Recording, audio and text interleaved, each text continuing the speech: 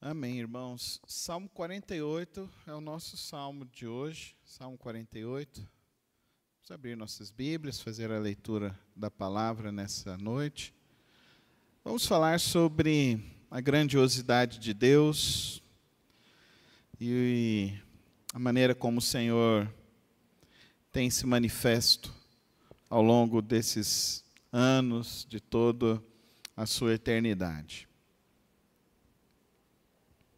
Salmo 48.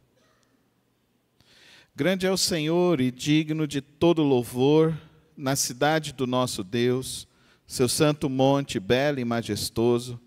É a alegria de toda a terra, como as alturas do Zafon é o monte Sião, a cidade do grande rei. Nas suas cidadelas, Deus se revela como sua proteção. Vejam, os reis somaram forças e juntos avançaram contra ela. Quando a viram, ficaram atônitos, fugiram aterrorizados. Ali mesmo o pavor os dominou, contorceram-se como a mulher no parto. Foste como o vento oriental, quando destruiu os navios de Tarsis. Como já temos ouvido, agora também temos visto. Na cidade do Senhor dos Exércitos, na cidade de nosso Deus, Deus a preserva firme para sempre. No seu templo, ó Deus, meditamos em teu amor leal. Com o teu nome, ó Deus, o teu louvor alcança os confins da terra. A tua mão direita está cheia de justiça. O monte Sião se alegra, as cidades de Judá exultam, por causa das tuas decisões justas. Percorram Sião, contornando-a, contem as suas torres, observem bem as suas muralhas, examinem as suas cidadelas, para que vocês falem à próxima geração, que este Deus é o nosso Deus para todo sempre. Ele será o nosso guia até o fim. Pai querido, Pai celeste, dá-nos hoje, ó Pai, direção, dá-nos hoje, ó Pai, o desejo de compreender Tua palavra, de, ó Deus, analisar as nossas vidas à luz da Tua palavra, à luz da Tua vontade, à luz do Teu querer. Fala conosco nesta noite, ó Pai, que nossas mentes, nossos corações estejam completamente voltados a compreender o Teu querer e a Tua vontade, em nome de Jesus. Amém. Nós estamos numa sequência, desde o Salmo 42, numa sequência de salmos coraitas. Esses salmos foram compostos já no período do primeiro exílio do povo de Israel. E lembrando desse período do primeiro exílio, nós precisamos lembrar que esse período foi o período que o profeta Isaías nos contou o que ocorreu, que logo após o período do rei Josafá, houve então a vinda da Babilônia, que destruiu então Judá, Jerusalém, e levou cativo todos os jovens e deixou ali os mais velhos em Jerusalém. Esse período ocorreu porque o rei se voltou contra o Senhor, se voltou contra Deus. Deus levantou vários profetas para falar com o rei. Levantou Isaías, Jeremias, Ezequiel para falar com este rei. Mas o coração deste rei, ele estava completamente distante do Senhor. Por isso que nós vemos que é um tom meio melancólico esses salmos. Nós vemos esses salmos falando então de uma expectativa do agir de Deus de uma maneira poderosa e grandiosa. Algo que é muito importante para que eu e você entendamos, então. Esse povo, o povo de Israel, está sentindo saudade da sua terra, pátria. Eles estão longe de casa e eles estão sentindo saudade da sua terra, da sua casa. Eles estão melancólicos, porque eles se tornaram escravos novamente. Mas eles continuam cultivando uma fé e uma esperança, e esses salmos, então, são compostos justamente nesse desejo de fortalecer o coração do povo, para que o povo entendesse quem é Deus. E aqui, esse salmo, ele vai nos mostrar algumas coisas muito interessantes, que para o povo de Israel e para os judeus, isso é precioso demais para eles, falando de Sião. E Sião, você precisa trazer à memória que é o monte aonde Deus entregou a lei a Abraão.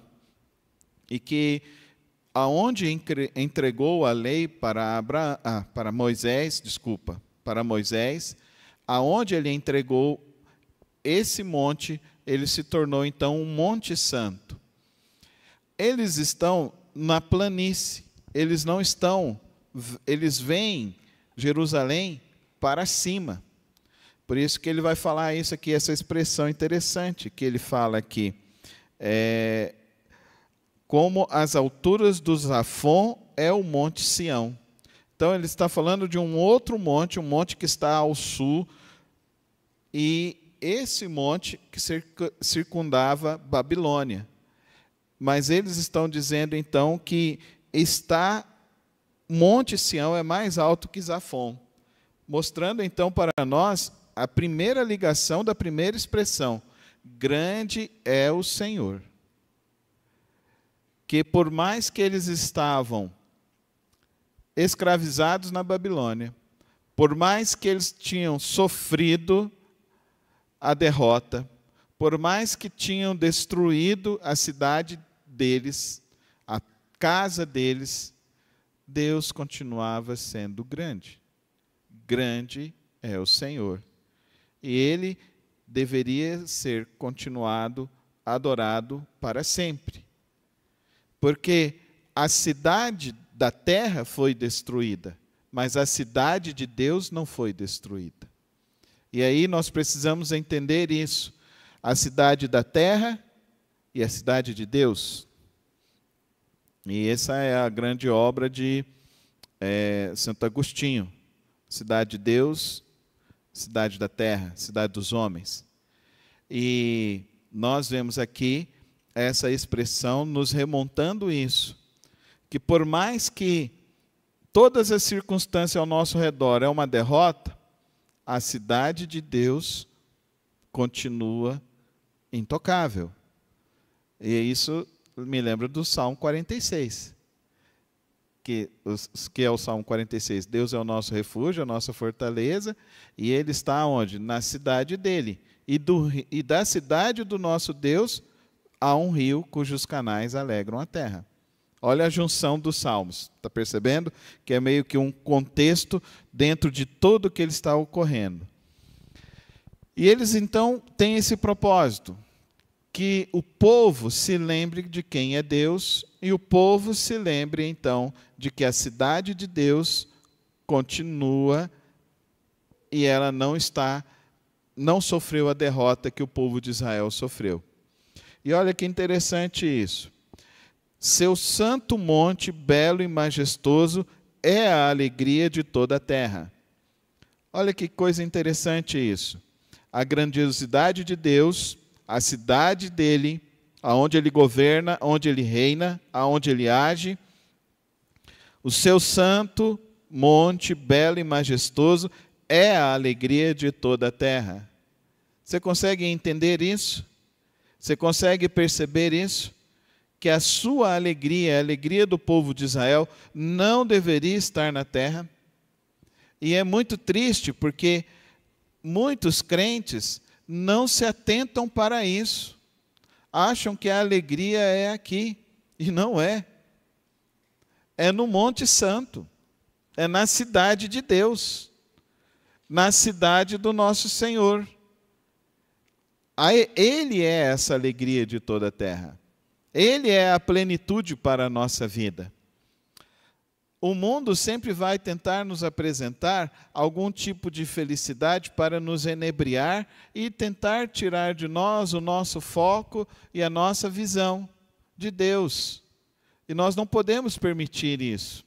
Porque todas as vezes que eu e você tiramos os olhos de Deus, os olhos da palavra, os olhos da vontade de Deus, nós corremos um sério risco. Um sério risco.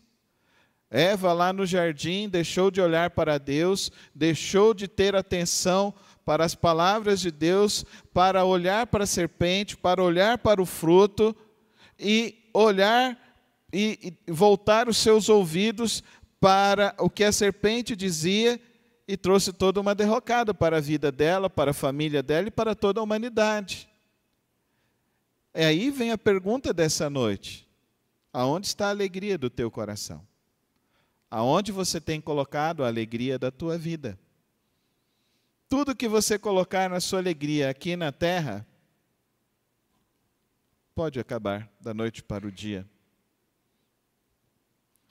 Não sei se vocês estão acompanhando a situação lá do Havaí, e pegou fogo lá num local onde era um orfanato, e 8 crianças, junto com a tutora, foram queimadas, vivas, morreram. E ninguém entende como que aconteceu tudo aquilo ali. E como que foi que ocorreu. E uma pessoa virou e falou que estava vendo aquele fogo todo invadindo, pegando fogo nos carros. Ela abriu o carro, pegou as filhas e foi entrando dentro do mar. E as únicas pessoas que sobreviveram foram as pessoas que entraram para dentro do mar. Porque as outras pessoas morreram por causa do que pegou fogo. Dá para você entender que se você coloca a sua alegria numa casa, num carro, numa profissão, na sua família, você corre um sério risco. A tua alegria é o Senhor. A tua alegria que vai te fortalecer é Deus. Coloca a mão no teu peito e diz: Deus é a minha alegria. Mas fala com fé agora. Deus é a minha alegria. Senhor, Tu és a minha alegria. Só Deus é quem é a nossa alegria. Só Deus. Se nós tirarmos os nossos olhos de Deus, queridos irmãos, corremos sério risco. Por isso que os coraitas estão dizendo: grande é o Senhor, e a cidade dele continua inabalável. Grande é o Senhor, e a cidade dele continua inabalável, e ele continua a derramar a alegria dele sobre a face da terra. Olhe para Deus, porque Ele vai te fortalecer. Olhe para Deus, a cidade dele é maior do que qualquer outra realidade deste mundo. E aqui ele diz, verso 3, nas suas cidadelas, Deus se revela como sua proteção.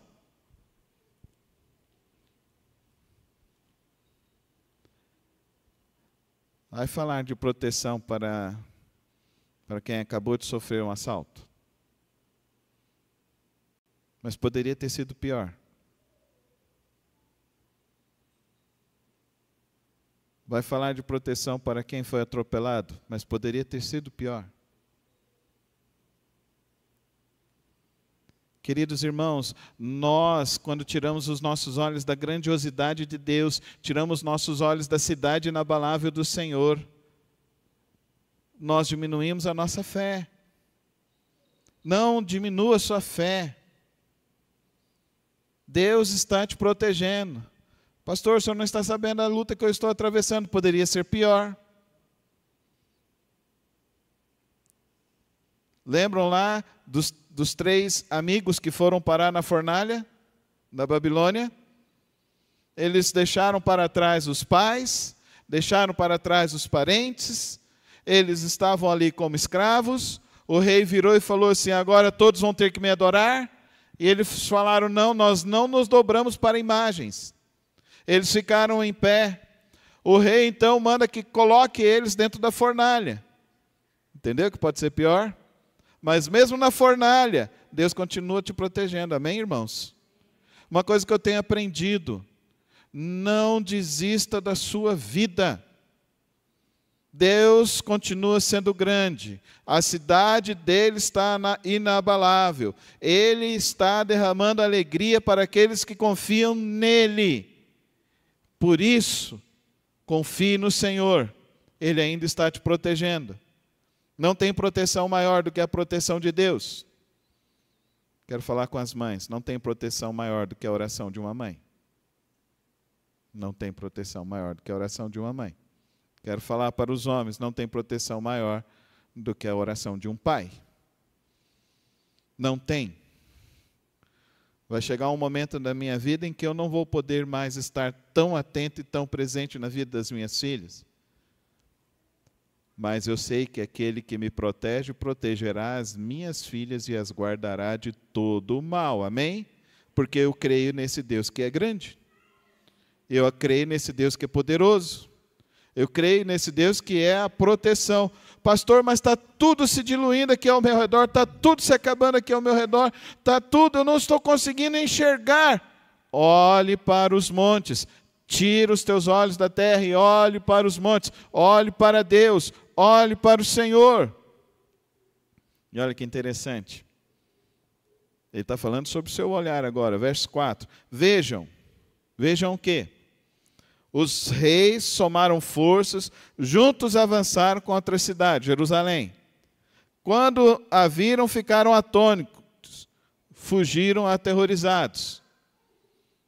Aqui, eles estão lembrando, quando o povo de Israel estava perseguindo, eles estavam para conquistar a terra de Canaã, os filisteus tinham um exército de 40 mil homens, e Israel tinha menos de 1.000 homens, e Deus falou para eles cantarem e louvarem. O que aconteceu à noite? O povo de Filisteu ficou com medo. Se eles estão louvando assim, cantando daquele jeito lá, quando eles vierem amanhã, vão nos derrotar. 40 mil homens fugiram. É isso que eles estão lembrando aqui. Ficaram atônitos, fugiram aterrorizados. Mas não foi só nesse momento que Deus agiu de uma maneira extraordinária. Verso 6, ali mesmo o pavor os dominou, contorceram-se como uma mulher no prato. Verso 7, foste como o vento oriental quando destruiu os navios de Tarsis. Esse Tarsis é engraçado, sempre tem um vento forte lá, né? Lá foi aqui que o Paulo também sofreu o naufrágio dele. E olha que interessante isso. Verso 8, como já temos ouvido, agora também temos visto, na cidade do Senhor dos Exércitos, na cidade de nosso Deus, Deus a preserva firme para sempre. Amém? Às vezes você pode estar falando, pastor, mas realmente no céu não vai atingir, ninguém vai chegar lá, ninguém vai tocar lá, ninguém vai destruí-la. Lembram que Jesus estava ali reunidos com o povo judeu, com os judeus, os seus discípulos, e ele virou e falou assim, em 3 dias isso aí vai acabar. Em 3 dias eu vou destruir esse templo e eu vou construir um templo novo. Como assim? Nós levamos quase 100 anos para construir e você vai construir isso em 3 dias? E Jesus começa a dizer então para eles, começa a trazer a revelação. A revelação que eu e você precisamos ter entendimento sobre a vida, sobre a palavra. Qual é a revelação? Que por enquanto aqui até o verso 7, nós estamos vendo a transcendência de Deus. A cidade santa do Senhor, a nova Jerusalém, o céu maravilhoso do Senhor. Mas aqui no verso 8 nós começamos a entrar num outro momento. E qual é esse momento? O momento lá de João. Lá João vai nos revelar que no princípio era o Verbo estava com Deus e o Verbo era Deus. E o Verbo se fez carne e habitou entre nós. E então vimos a glória de Deus no unigênito do Pai. Então vimos então que toda a glória e todo o poder estava em Cristo. E então quando ele fala que vai destruir e construir tudo, é porque agora eu e você vamos ser o templo de Deus. Eu e você somos a morada de Deus. Eu e você somos aqueles que, por meio do arrependimento e da conversão, então, nós recebemos o Espírito Santo da promessa como selo e esperança nossa. E agora Deus está agindo em nós. E agora, então, aquilo que para você parecia ser longe e distante, Deus longe e distante, não, Ele agora está com você, porque Ele manifesta a onipresença dEle por meio do Espírito Santo dEle em sua vida. E então agora, Ele vai preservar não somente, querido irmão, não somente a cidade celestial, mas vai preservar também a sua igreja. Porque Ele diz para Pedro que, Pedro, tu és pedra, e sobre ti edificarei a minha igreja. E o que? As portas, fala comigo, igreja, acorda? Como é que é? As portas, vamos gente, as portas do inferno não prevalecerão. Contra o quê? Contra a igreja. E qual que é a igreja? É lá Jerusalém? É um templo? É esse templo? Eu e você. Por que crente tem medo do diabo? Por que tem crente que tem medo de olho gordo? Por que tem crente que tem medo de inveja? Por que tem crente que tem medo de macumba? Por quê? É porque não converteu. Não converteu a mente. Não entende o que é o Evangelho. Que o Evangelho é o poder de Deus. Ele está dizendo aqui, Deus a preserva firme para sempre. A igreja dele, a santa igreja dele, que o noivo está voltando para nos levar para a morada eterna, para a transformação de nossas vidas. Aqui, em Salmos, o Salmo 48 produziu um efeito de muita fé e alegria, porque esse salmo é lembrado numa festa hebraica que chama Shavuot, que lá depois os discípulos estão ali reunidos, logo após a ressurreição de Cristo, e ali acontece então a festa de Pentecostes, logo após a Páscoa, para que o povo então se lembrasse do quê? Da grande libertação que Deus fez. E Deus fez essa libertação quando? Quando Deus trouxe cativo, tirou do cativeiro os que estavam cativos e os trouxe novamente a Jerusalém. E ali então estabelece essa festa. E aqui então está o Salmo 48, compondo e nos falando sobre isso. Nos falando, e ali no Novo Testamento o que acontece ali no Pentecostes, agora eles recebem o Espírito. Nós temos o Espírito.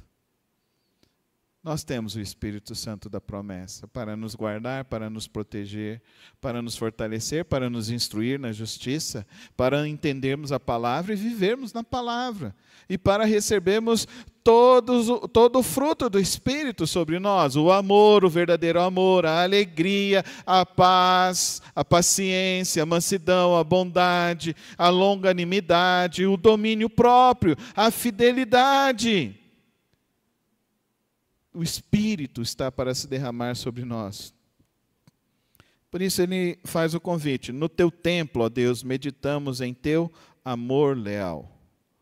Com o teu nome, ó Deus, o teu louvor alcança os confins da terra, a tua mão direita está cheia de justiça.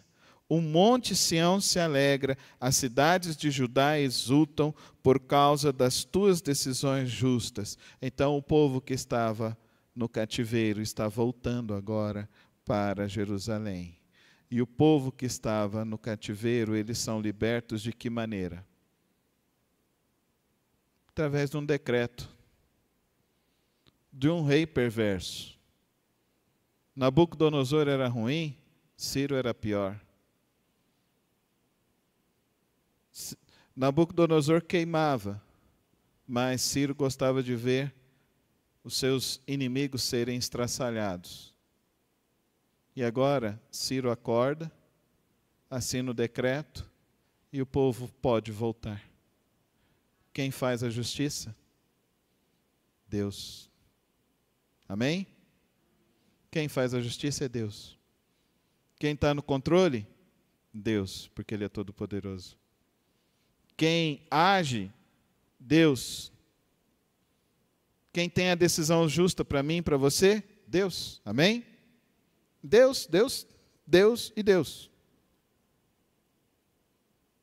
E assim o salmo vai terminando nesse tom agora, que sai do tom melancólico. O tom do salmo agora é um salmo de esperança, é um salmo de reconhecimento da grandiosidade de Deus, do agir de Deus, da proteção de Deus. E para nós que estamos aqui, nós estamos então saindo lá do Antigo Testamento e vindo para os nossos dias, através da revelação do nosso Senhor Jesus Cristo, que então nós entendemos então que agora nós somos a morada de Deus, e agora sendo a morada de Deus, recebendo o Santo Espírito, agora nós temos uma força para nos ajudar em todo o obstáculo, em todos os problemas e em todas as dificuldades. E o Senhor estará conosco sempre. E eles têm interesse para o quê? Veja comigo aqui o verso 12, 13 e 14, encerrando assim o salmo. Percorram Sião, contornando-na, contem as suas torres, observem bem as suas muralhas, examinem as suas cidadelas, para que vocês falem à próxima geração que este Deus é o nosso Deus para todo sempre. Ele será o nosso guia até o fim. Então ele nos incumbe de uma missão. O que o salmo está no final nos dizendo? Falem. Falem quem é Deus. Quem é Deus na sua vida? Quem é Deus? Falem. Falem das coisas que Deus faz. Falem das coisas que Deus agiu. Falem das coisas que o Senhor fez na tua vida. Falem aos seus filhos. Falem a todos. Contem que Deus é fiel. Deus é leal. Contem que é Ele quem nos guia no meio das densas trevas. Falem que é Ele que livrou a sua vida, que é Ele que te livrou do cativeiro. Falem da grandiosidade que Ele tem feito, das maravilhas que Ele tem feito. Falem. Falem em todos os momentos, em todos os lugares. Falem. Eu e você temos um grande desafio como crentes. O principal desafio como crentes é contar as bênçãos que Deus tem feito sobre nossas vidas. Pastor, mas o senhor não sabe o momento que eu estou passando. Poderia ter sido pior, irmão. Pode ter certeza. Mas é porque Deus é o teu protetor, que Ele tem te guardado de uma maneira espetacular. Deus não tirou o cativeiro de Israel. Israel foi para o cativeiro aprender a lição de que Deus é poderoso e de que nada, nada pode abalar a cidade de Deus. Nada pode abalar o nosso Deus. E Ele continua sendo o nosso protetor. Então, queridos irmãos, murmuração não faz parte da vida do cristão. Reclamação não deve fazer parte da minha vida e nem da sua vida. Nós só temos bênçãos para contar todos os dias, das grandes coisas que Deus fez e que Deus faz para as nossas vidas. Lembre-se sempre disso. Você é a morada do Espírito Santo.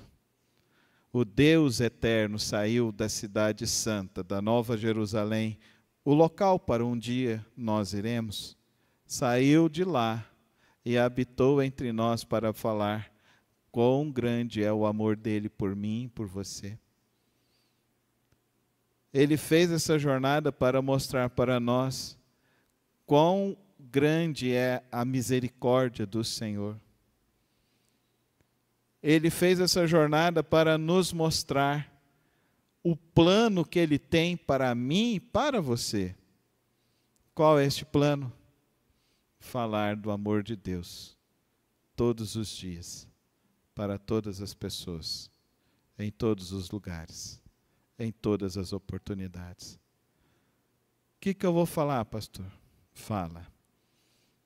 Grande é o Senhor dos exércitos, na cidade do nosso Deus, o seu santo monte. Ele é a alegria de toda a terra. Por isso, devemos engrandecê-lo, exaltá-lo todos os dias sobre as nossas vidas. Que o Senhor hoje guie a sua vida e que o Santo Espírito faça você se lembrar quão grande, quão poderoso, quão maravilhoso, quão protetor é, como o amor dele é imensurável, como as misericórdias dele são incontáveis. Fale sempre. Deus é fiel, Deus é grande. Feche os teus olhos, vamos orar.